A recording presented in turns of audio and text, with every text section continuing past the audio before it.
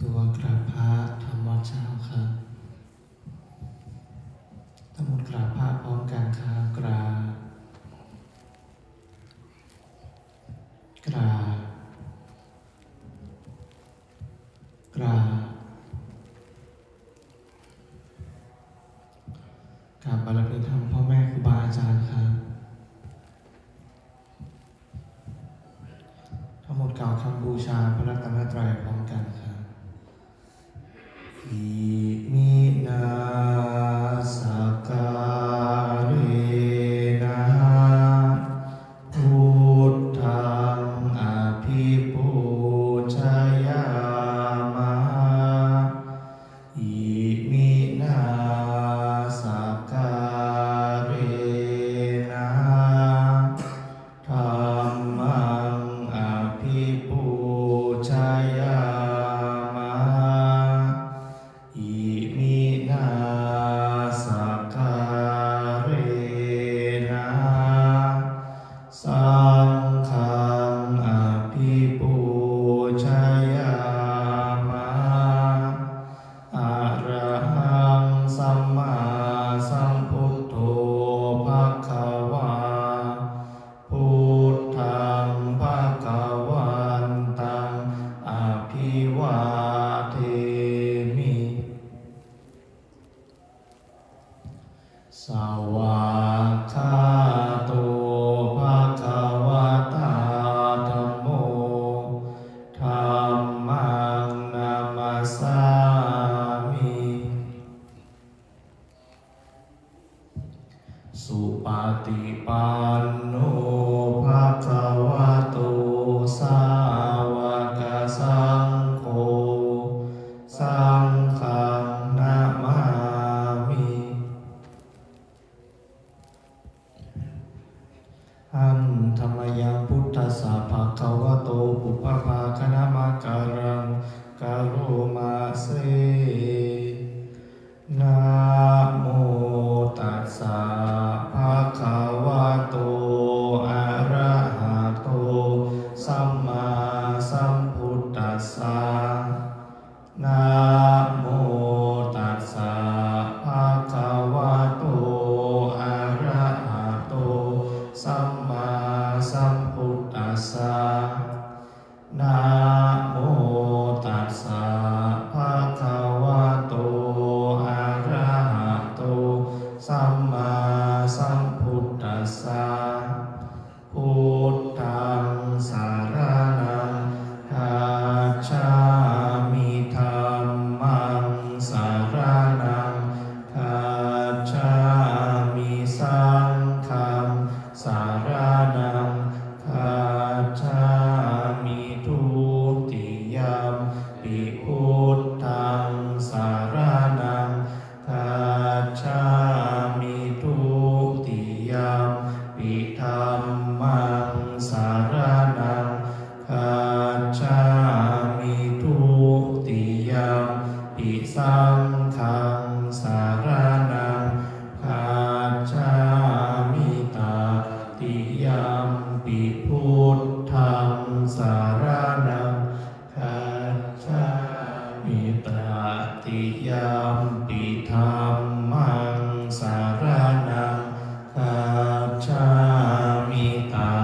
ติยัมปิสังฆังสารนังคัจฉามิธรรมที่พระพุทธเจ้าทรงแสดงไว้เพื่อประโยชน์ของสัตว์โลกเป็นธรรมที่เห็นได้ยากยิ่งสำหรับธรรมที่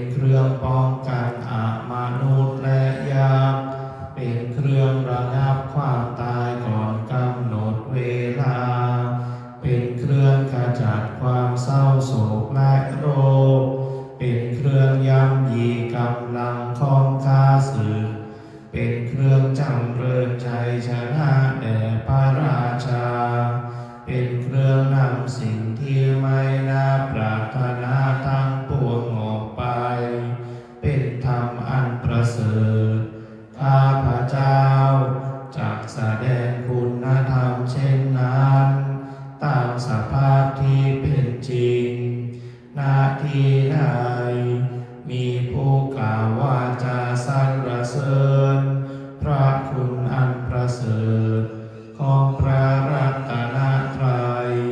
ด้วยจิตที่เลื่อมใสณที่นั้นความสุขความสบายและความสวัสดีย่อมมีแก่ผู้นั้น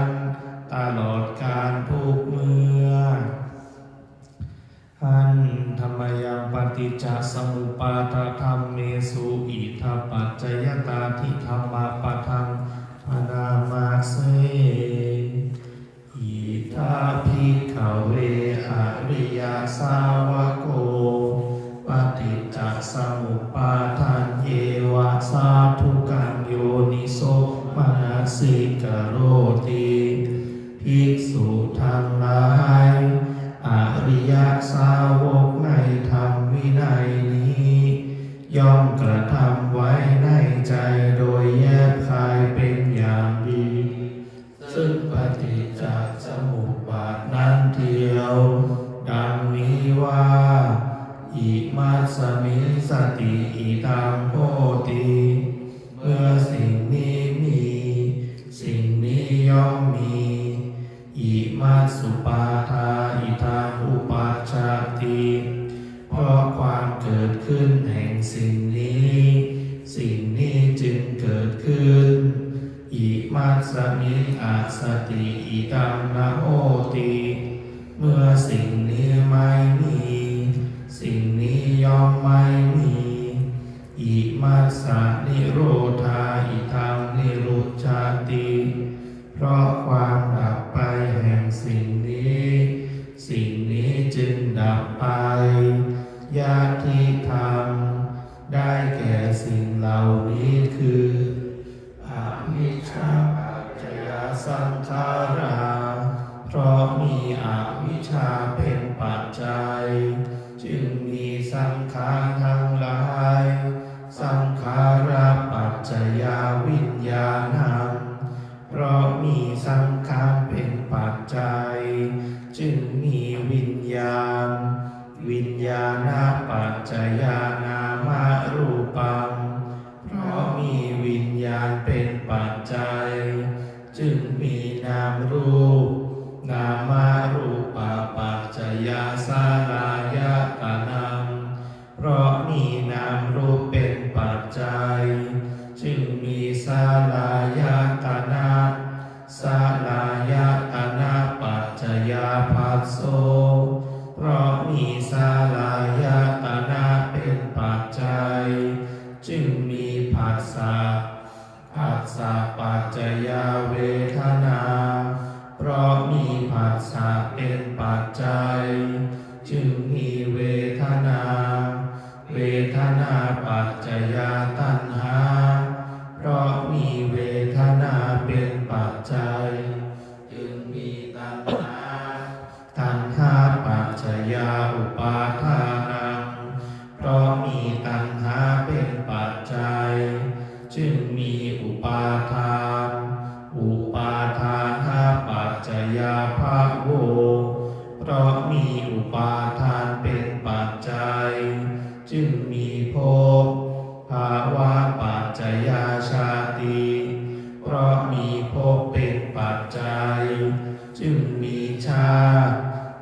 ติปัจจยชรามรณะโสกปริเทวทุกขโทมนัสสุปายาสาสัมภวันติเพราะมีชาติเป็นปัจจัยชรามรณะโสกปริเทวทุกขโทมนัสอุปายาสาทั้งหลายจึงเกิดขึ้นครบถ้วนเอวะเมตัสสะเกวรัสสะทุกขขันธัสสะสมุทัยโยโหติความเกิดขึ้นพร้อมแห่งกองทุกข์ทั้งสิ้นนี้ย่อมมีด้วยอาการอย่างนี้อาวิทยายตเววะอาเสสะวิราคะนิโรธาสังขารานิโรโธเพราะความจางคลายดับไปโดยไม่เหลือแห่งอวิชชานั้นเทียวจึงมีความดับแห่งสังขาร สังขารานิโรธาวิญญาณานิโรโธเพราะมีความดับแห่งสังขารจึงมีความดับแห่งวิญญาณ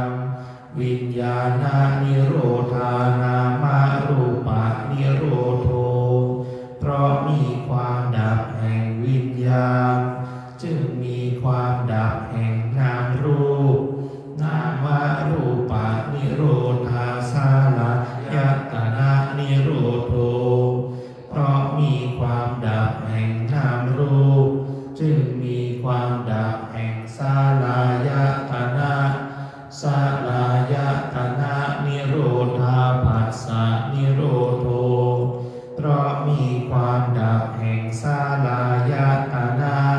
จึงมีความดับแห่งผัสสะผัสสะนิโรธาเวทนานิโรโธเพราะมีความดับแห่งผัสสะจึงมีความดับแห่งเวทนาเวทนานิโรธาตัณหานิโรโธเพราะมีความดับแห่งเวทนาจึงมีความดับแห่งตัณหาตัณหานิโรธาอุปาทานานิโรโธเพราะมีความดับแห่งตัณหาจึงมีความดับแห่งอุปาทานอุปาทานานิโรธาภาวะนิโรโธเพราะมีความดับแห่งอุปาทานจึงมีความดับแห่งภพ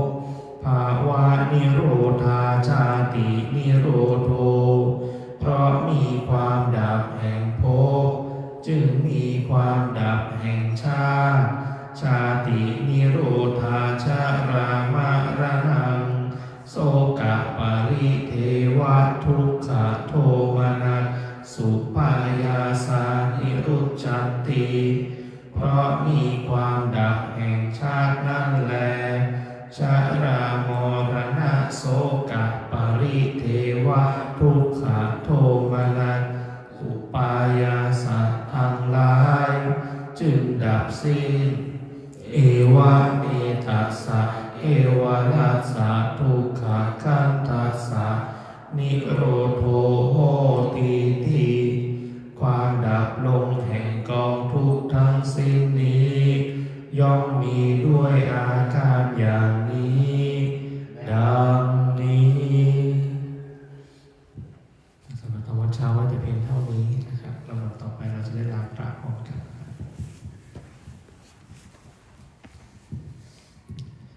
อะระหังสัมมาสัมพุทโธภะคะวาพุทธังภะคะวันตังอภิวาเทมิสวากขาโตภะคะวะตาธัมโมธัมมังนามัสสามิสุปฏิปันโนภะคะวะโตสาวกสังโฆสังฆังนา